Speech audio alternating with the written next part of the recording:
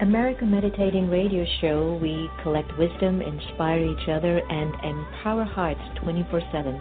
Hi, I'm Sister Jenna. Join me and guest on Blog Talk Radio as we amplify stories that compel us to be more for ourselves and everyone else around us.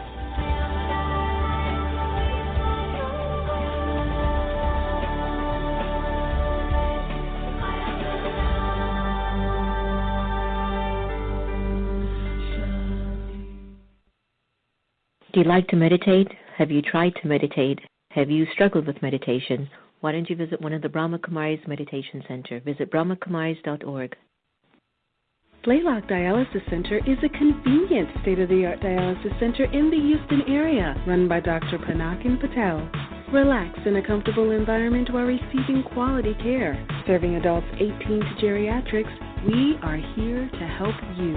Call 713-463-6611 for more information, or visit us at our website at www.blaylockdialysiscenter.com. Blaylock Dialysis Center, where helping you get well is our priority. Are you in need of a tech service company that's going to deliver the best solutions for your business? Then At-Tronica is your solutions headquarters. Here we specialize in your individual needs to make sure your business shines. For more information, please call 301-417-0070 or visit us at our website at attronica.net. At-Tronica, where we deliver for you. Get off the grid and step inside your heart. Sister Jenna guides you through a powerful, encouraging, and motivating meditation that allows you to let go and become aware of you, regain strength, power, and peace. I'm Roger Nelson. I'm the founder and director of the Global Consciousness Project, and you are listening to America Meditating Radio Show.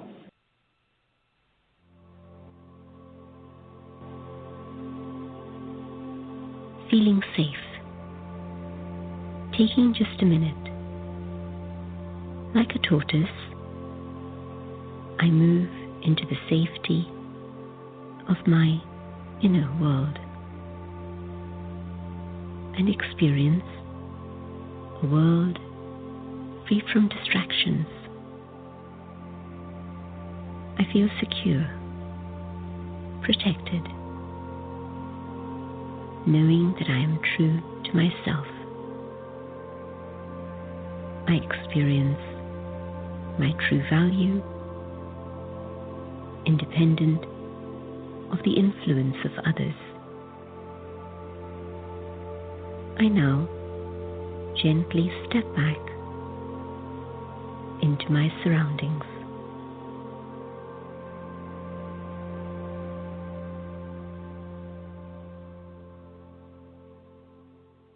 Hello, everyone, and welcome to America Meditating Radio. I'm your host, Sister Jenna, and we're broadcasting from the beautiful Meditation Museum in the nation's capital. And we hope you're doing quite well and making your life as best as you can possibly. Last night at the museum, we had the wonderful hip-hop poet Jay Ivey with his beautiful wife, Tire. And what a night. And if you really want to join us in how that night just really unfolded, please go to the live stream from Meditation Museum and get a taste of the brilliance of this young man and just the way he moved us into being able to forgive things that we just can't change. And, I could tell you a million things about the philosophy of karma. And I'm a firm believer that we are souls, and the soul is sitting in the body, and the soul is carrying stories. And stories not of just this incarnation, not of just this lifetime. There's got to be something more to it. I mean, unless you hopped onto the scene in the last 100 or 150 years, and this session or this sharing that I'm offering you might not necessarily be for you. But I'm talking to souls that are older in the journey, souls that have been here before, souls that have been here many, many, many times before. And what we might be saying is that I'm learning something here, or I'm here to learn. Maybe I'm just here to play out a part and then reconnect to God, the source, and then go back home and then come back. And I just keep looking at this thing called life over and over and over again. And in Jay's sharing last night at the museum on forgiveness, he was like, my father left us at 12 and that was it. And for 10 years, he was just in misery. And then 10 years later, he decided that he's just going to let his father go and forgive him. And then 2 weeks later, out of the blue, his father calls him. And he just realized how it was in his letting go of what he just couldn't change, and letting go of the anger and just the abandonment, how that opened up so much for him, and how he had to learn to forgive, but not only one, because a year and a half later, his father passes away. So then he had to learn to forgive again. And so forgiveness is something that we're going to constantly be doing, and sometimes it just looks like we're getting rewired every time we find ourselves letting go of what we thought was so true. At some point, something comes into our framing of awareness, and it alters what we understood before. And so each time we listen to our own thoughts and our own ideas, and then we listen to the ideas and thoughts of other people, we are being rewired. We are shifting limited sense of ourselves or just a limited sense of others, because energy has to keep expanding. And if energy keeps contracting, we're miserable. We're not going to feel happy, and we're just going to be coming from a very, very low energy. So just wanted to shout that out to all of you today, my wonderful friends and fans for the America Meditating Radio. And as you all know, we've started a campaign called Meditate the Vote. And what we're inviting you to do is to engage in conversations that will amplify your power to listen. Listen to your friends, listen to your enemies, listen to what makes sense, listen to your heart, and then vote. You know, we vote every day. We vote who's going to take out the garbage, who's going to take the kids to school, am I going to take the metro, or am I going to take the car today? We vote what time we're going to leave for a meeting, just in case we get into traffic. We make choices, constantly choosing to do something, and there are consequences of our choices. And so Meditate the Vote is about choosing yourself first. What's a higher level of existing for you? And then on November 8th, you will choose whomever you wish to lead this country, whether you agree with the candidates or not, whether you think, I've been hearing this a lot, we've got the better of two evils or something. I don't like to hear that. I think that it's interesting that individuals have gotten so far, both parties, and now we have Hillary Clinton, who has made history as the first woman presidential nominee in the United States of America. And I'm not quite sure how all of this was planned, but even in Washington, D.C., there is the United States of Women Summit that took place on June 19th. And so there's something that's going on. I think there is a rewiring taking place of us being a lot more accepting of all. And that's what I'm hoping Meditate the Vote will do. And so could you join me and all my friends around the country? I would love if you could share on your social media our Twitter and Facebook link, Meditate the Vote, because that's the way that we're able to engage deeper in the conversation. The second thing is take a picture with you holding up Keep Calm, Meditate the Vote, which you can download from the meditatethevote.com website, and send us a video that I, Sister Jenna, meditate the vote because I believe all women should be equal. Whatever it might be that you feel is an important voice that you would like to convey and amplify. Remember, the more of us have the same thought collectively, a huge shift is going to occur. And so Meditate the Vote is hoping to shift just the anger that's definitely in the political system at this time, but the fear also that's just surrounding our planet, the algae that's just everywhere in the world. So for whatever it's worth, let us move into an awareness of rewiring ourselves. And we have a wonderful guest that's coming on, Rose-caiola. I hope I did that right, Rose. And Rose is going to be joining us to have a really heart-to-heart conversation. Before I get Rose on the air, I would like us to just relax our minds a little bit and have a moment of meditation. Am I off the grid into the heart meditation? Breathe in, relax, and get off the grid. In this meditation, I invite you to become aware of the two types of consciousness that reside within the soul. Let us choose the consciousness of light over the darkness of past stories, the history that gets into our way. Let us now remember our connection to the Supreme Energy, the Supreme Soul, the being of light. For far too long, we have allowed the external forces to dictate our inner force. And at this time, I choose to get off the grid and step inside the heart, to be myself. I choose to no longer be under the influence of what the world tells me, what my parents have told me, my spouse, friends, or anyone who has been a negative influence in my life. In this meditation, I stand strong in the original, eternal, imperishable worth of the soul.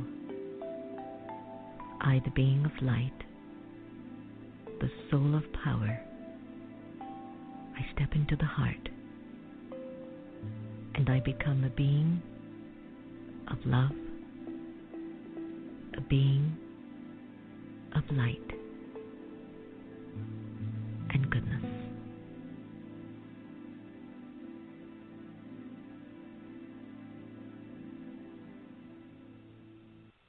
Welcome back.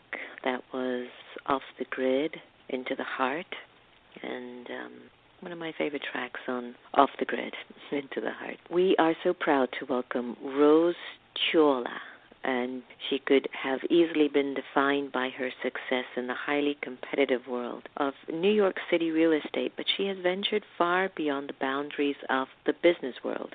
As well as being a real estate developer and property manager, Rose is a teacher, speaker, and expert practitioner of a number of disciplines that promote wellness, both those derived from ancient wellness wisdom as well as cutting-edge neuroscience. Now, Rose's mission was accomplished in 2013 when she launched rewire-me, an instantly successful website community of seekers looking to heighten their mental, physical, and spiritual self-awareness. Rose has also worked with our friend Congressman Tim Ryan on initiatives involving mindfulness as a tool for helping children learn, war veterans to heal from trauma, and corporate executives to become more effective leaders. And today we are so amazed and warmly appreciative to welcome Rose to the America Meditating Radio. Hi, Rose. Hi, Sister Jenna. Thanks for having me. So pleased with the work that you're doing, because I think that in too many occasions we tend to be influenced by all the illusions, the illusions that pull us, and then we find ourselves losing so much of ourselves and so much of our spiritual identity in the midst of all of that materialism. And please know, Rose, I believe materialism, having abundance, is a normal way of living. I believe having none isn't. And so one of the most important ways that we start to maybe identify with who we are is when we find ourselves at a crossroad in life where something just is not feeling right anymore. So you've been working in New York real estate for years, but for the last 4 years, you dedicated a startup called Rewire-me. What motivated you to start sharing some personal transformation resources with our community? Well, similar to what you said, we grow up with this idealism of what is expected of us, what we think that society has planned for us, and what we learn innately through our cultures and our environment, and that's to succeed and obtain. And whether that involves material things, whether it's self-focus or career-oriented, we're taught to strive and set goals for ourselves. But somewhere along the line, we embrace too often that goal, that achievement on the external, right? Thinking that it's going to fulfill the internal. And, as we evolve, what happened with me personally was that as I was achieving and acquiring, I was realizing that, with my successes, I didn't find myself any happier than I was 10 years prior. And although there were moments, that I did feel happy in certain occasions, the ultimate bottom line was that it wasn't fulfilling the inner need. I wasn't achieving that inner peace, that inner goal that I was not aware of at the time. All I knew was that I wasn't truly happy and wasn't sure that I was living my authentic life. And so through my, many practices and, processing lots of baggage and having made a lot of mistakes, I hit bottom. And from there, I realized the only way to go is up, and the only way for me is internally. I knew that everything in my external environment wasn't making me happy, so ultimately I had to look within and find out what it was within myself, why I wasn't happy. What was really the root of that problem, right? So we started to peel away the onion through my mentors and friends and support systems. And, when I started to realize those inflictions that I had created within my life and about myself, I started to realize that I needed to change. And that took many years and many hard work until I finally found a place where I found that peace. And it was the time that I realized that there was nothing in my life that mattered except what was in that present moment and where I was and how I was living my life. Was I happy day to day? When I learned to embrace that and live in that moment is when I found that inner peace. So from there, it was, years of more exploration, further delving into myself and my life and my surroundings and my upbringing and processing the baggage. And I started to live my authentic life. And from there, it was, you reach a point in your life where now everything is whole. Okay, my circle is complete. And I want to share what I've learned. And it's not about the ego. It's not about money. It's about sharing resources and opportunities and information so that hopefully I can help somebody else on their path who was struggling in similar ways. Right. And I think that's what's important about sharing our stories with each other and encouraging us to keep moving forward, because one of the things that I've been observing for quite a number of years, Rose, is that some of us have it all. You could have the perfect marriage, perfect kids, the perfect house. You're not bad looking. Your body still looks okay. Everything is holding up.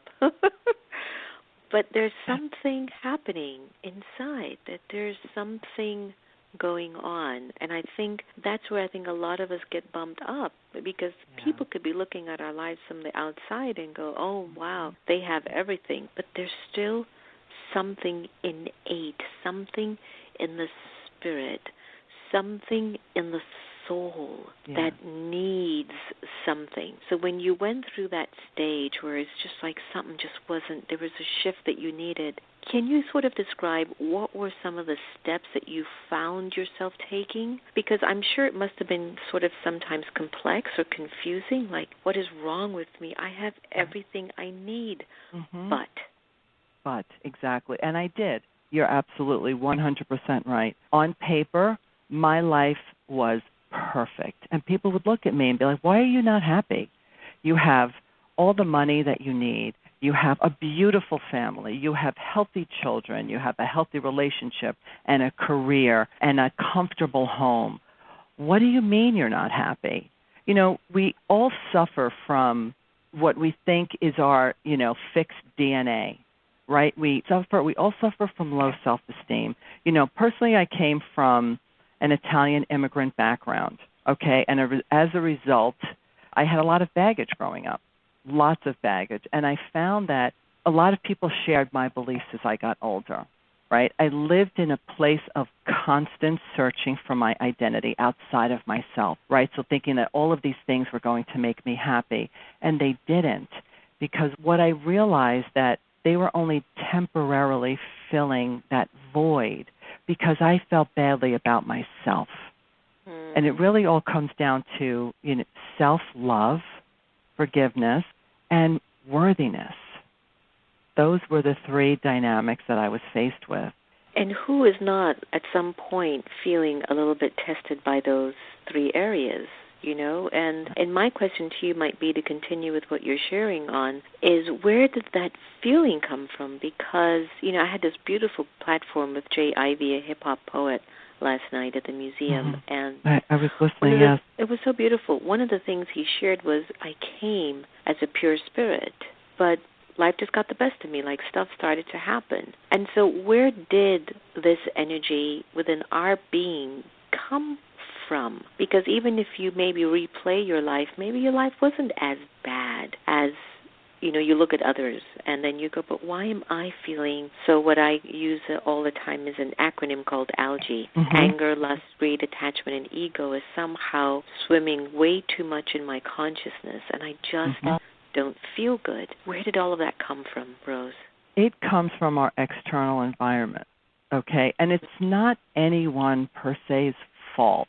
It's a system that we've all come to be accustomed to, and a belief that we've all just followed. And so, one of my mentors described it best. When children are young, let's say, for example, there's a 2-year-old child and there's a cockroach. That 2-year-old child will look at that cockroach in great fascination because it hasn't learned yet to be afraid of the cockroach. So that 2-year-old will chase the cockroach and have fun with it because it doesn't know any better, right? And so that child should learn to live and stay in that space of utter amazement and curiosity. But what happens, unfortunately, is that society steps in and starts to teach that child to fear the cockroach, right? Oh, right, what do? You see that 2-year-old, you're like, don't touch it, no, oh my God. And you go running, you grab the child, and you squash the cockroach. You kill it. So now this child is starting to learn fear. This is what happens to us. We start to learn that fear. And as we get older, now we have embraced and embodied that fear that was taught to us. But really, when you look at it, logically, think about it. What is the size of a cockroach? And what is the size of a human being? Which one is bigger? So think about the fear, the magnitude of fear that we have for that tiny little cockroach that would fit in the palm of our hand.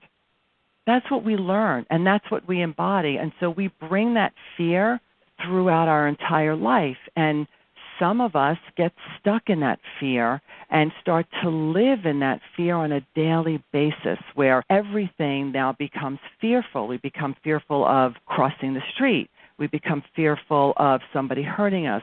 We become fearful of getting mugged. We become fearful of going out and, talking to a stranger. We become fearful of every move that we make. So now, right, we're no longer living in curiosity, amazement, wonder. We're living in fear. So that's what happened to us, and that's where it comes from.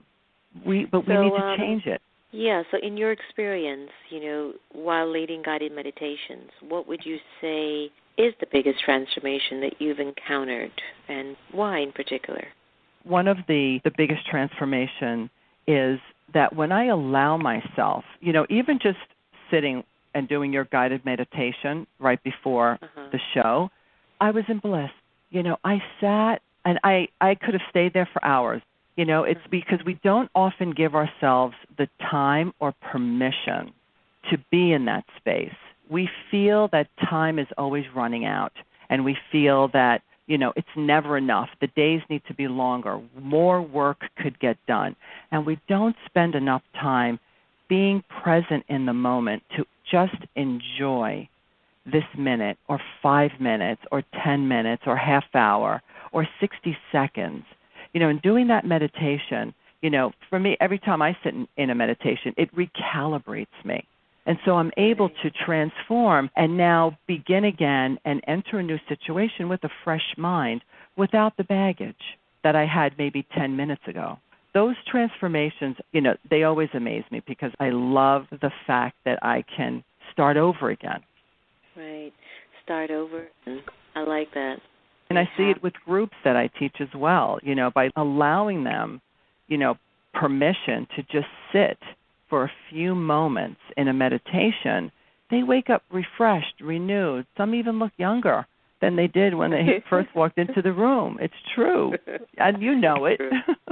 Oh, yeah, that one I'll definitely agree. Meditation does keep you young. Well, Rose, the American Meditating Radio Show, it's really focused on connecting us back to where problems originate and help our fans and listeners to shift awareness towards more solutions than getting stuck in the problems. So with the people that you've worked with, have you noticed any specific problem that most people seem to be grappling with? Like, what is that specific problem that comes up again and again and be the most common solution to it? Yeah, great question. In my experience, most people struggle with, as I said earlier, fear and worthiness. Those are the two most paralyzing emotions that continuously come up and lead us back into our past. We cling to these old habits, the beliefs and behaviors, and we cling to old ways of being that didn't make us feel good about ourselves, but we're so familiar with it that it's hard to get out of it.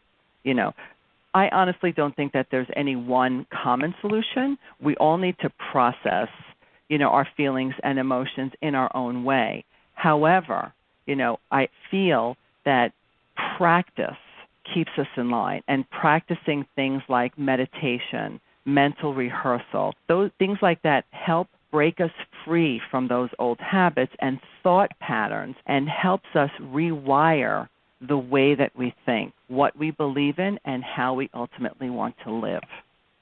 I love that. And let's just say, when you think about the best vision for yourself and how that vision would make a better world, what would that be for Rose? The vision for me and what would make a better world is spreading the word, working collaboratively with wonderful experts such as yourself, building a community that continues to spread the awareness. And, I believe that the more of us working together, the more people will reach, and ultimately the better our world will become. Beautiful. I love that. Rose, where can we find more information about you and your work? We are at rewire-me.com. I'm at, my Twitter is rewire-me-rose, hashtag Rose is Wisdom, and we're all over the Internet, Facebook. Beautiful. Beautiful. And one last thing that I wanted to ask you, which I didn't get a chance to, how did you come up with Rewire Me? Because I love that. I just think that's so awesome. Thank you. That's a long story. But to sum it up quickly, my daughter, who is now 14, was when she was first diagnosed with ADHD, and I went to the ends of the world and back to treat her holistically and keep her off of medication because in New York City, as I'm sure it is around the world, it's more about give them the drugs. So I had to fight a large community to figure out what her needs were and how I can best serve her to fulfill those needs and help her to establish tools to learn how to manage this challenge that she has. We met someone who had a company called rewire-me out in Colorado, and she did some brain integration therapy, which was basically cranial sacral work. She worked with my daughter, closed her business down, and at the time, as I was evolving in my practice and wanting to establish our presence online, I loved her name. It was her name. It was Rewire-me. And as I mentioned, she had shut down her business, and she loved my daughter, she loved me, she loved what we wanted to do and supported it, and she gave me the name. So that's when your stars are aligned and you're meant to fulfill a mission when it just works out that way. Oh, Rose. Hey, continued success, and thank you for the love and for the invitation that we have the permission to rewire ourselves at any time. Thank you, and thank you for the amazing work that you do and your contribution to this earth. It's really made such an impact in my life, and I know in the lives of many. So thank you for having me on the show. All right, and always open invitation for you to come by and share your gifts at the museum if you're in D.C. Yes, I will. Thank you. All right, take care. Bye-bye. Okay, bye-bye. It's so beautiful to be able to rewire yourself, and at whatever point that is, just do it. If just something's not feeling so good, step deeper inside. Don't go outside of yourself, but step deeper inside and see what it is that's actually calling your attention. There's always something calling our attention to alter something, to fix something. You've been listening to America Meditating Radio. We have the beautiful rose-caiola on the show. And please visit her at her website, rewire-me.com. Remember, no one can take away your happiness unless you give them permission, and we are here to love each other the same. Here's Dance Away by Bliss.